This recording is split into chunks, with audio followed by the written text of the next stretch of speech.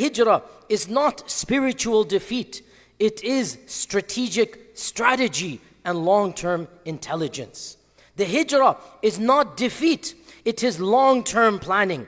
And this teaches us a reality that when we have a vision, when we have a goal, when we are assigned a task, we must put in our best efforts. But sometimes, at times, we might assess that our strategy is not working. And it's not in our best interest for the same goal to maintain the same strategy. And therefore, if we change route, we change course, but the goal is still the same, this is not defeat. At times we have to walk away from that which we love, from that which we have established. At times we have to change careers in the middle of our lives. Our goal might be the same, our vision might be the same, but strategies change. And the hijrah teaches us that what is important is not the methodology, it is the long-term vision and goal. The hijrah teaches us that you can change how you get there, but get there you must. You need to reach the pleasure of Allah. You need to establish the religion of Islam. You need to bring about izzah to this deen. And how you do so, you will weigh the pros and cons. You will see what needs to be done. And then you will weigh when I should make that change. And therefore, do not be disheartened if one strategy of yours fails. That doesn't mean you will fail.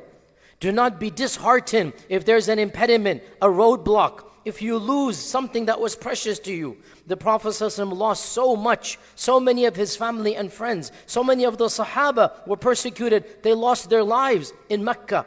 And yet he didn't leave at that time. He waited, and when the pros outweighed the cons, when Allah gave him the green light, he then moved to another location. The hijrah is not an escape. The hijrah is not running away. The hijrah is a strategic shift and a relocation with the same goal in mind. And by the way, this also needs to be pointed out, a small footnote in this point number 1. And this is a bit of a sensitive topic, but I will say so. Some of our brethren in this country, they are talking about hijrah, hijrah, hijrah.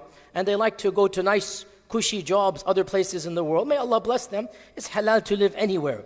But I want to be accurate here. The prophetic hijrah is not that you run away from difficulty to live a comfortable life.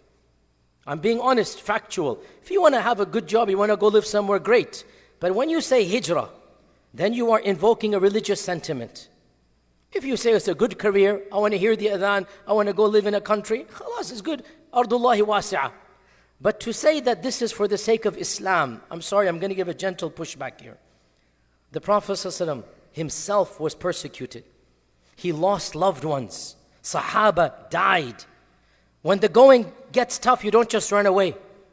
Only when all other doors were shut. We're getting that to point number 2. Otherwise, he remained in Mecca.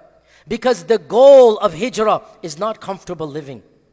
The goal of hijrah is when you have no mechanism of doing something positive where you are, then you go and do something positive somewhere else. Hijrah is not for a cushy, comfortable job and career. Hijrah is not running away when life gets difficult. Hijrah is establishing bigger legacies. So, brutally honest question, those that want to go to wherever they want to go, I don't want to mention countries' names, whatever countries you go, may Allah bless you wherever you go. Brutally honest question to those that are migrating to those lands. Are you increasing your legacy in the akhirah? Are you doing something for the deen and dunya that will bring you a greater reward? Or are you doing something for your own personal comfort, which is halal? I'm not saying that it's wrong, but don't invoke hijrah as if you are following the prophetic footsteps. The prophetic footsteps, you go in one difficult situation to bring about a greater cause, a greater legacy when all doors are shut. And so the prophetic hijrah is not comfortable living. The prophetic hijrah is maximizing legacy. And that's what I say to all of our Muslims in this land and all over the world. Where can you contribute the most to the deen? The question is not, where can I live a comfortable life? Makkah was difficult. Makkah was very difficult. Have you forgotten Bilal being dragged in the streets? Then the Prophet did make hijrah. Have you forgotten Ammar and Yasir and Sumayya being tortured to death or almost to death? The Prophet didn't run away to Medina because life got difficult. That's not hijrah. Hijrah is only a last resort when you cannot increase your legacy where you are. When for the cause of Allah the doors are shut. Not when the salaries are greater. Not when life is better. If you want to go for dunya, no problem. Don't use the term hijrah. Go for greater dunya, ardullahi wasi'ah. But hijrah is a strategic move for the sake of Allah subhanahu wa ta'ala to maximize your legacy. So this is the first point, the philosophy of the hijrah. And we learn from it.